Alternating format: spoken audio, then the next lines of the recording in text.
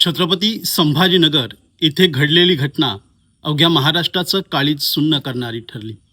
आयफोनसाठी मुलाचा हट्ट आणि त्यापायी बापाचा आणि आईचा गेलेला नाहक बळी खऱ्या अर्थानं प्रत्येकाचं काळीज चिरणारं ठरलं. पण प्रश्न एवढा नाही आहे, आजची तरुण पिढी नैराश्यता आणि डिप्रेशनमध्ये का जातीये?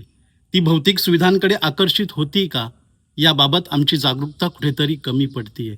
मुलांना फक्त संपत्तीचा वारसा देऊन चालणार नाही, तर त्यांना संस्कारांचा आणि विचारांचा वारसा देणं ही आज खऱ्या अर्थानं काळाची गरज बनली आहे. आज आमची कुटुंब व्यवस्था कुठेतरी ढासळतीये का? पालकांमधला आणि तरुणांमधला संवाद कुठेतरी आज हरवत चाललंय का? याचा देखील आम्ही विचार करणं गरजेचं आहे. खऱ्या अर्थानं आज मुलांसोबत त्यांना चांगल्या विचारांना आणि त्यांच्यामध्ये भावनिक बुद्धिमत्ता निर्माण करणं ही खूप मोठी गरज बनलेली आहे. असं म्हणतात की सुखी माणसाचा सदरा विकत मिळत नाही, तो आपल्याला शिवावा लागतो आपल्या स्वभावाच्या मापानं आणि आपल्या भावनांच्या धाग्यांनी.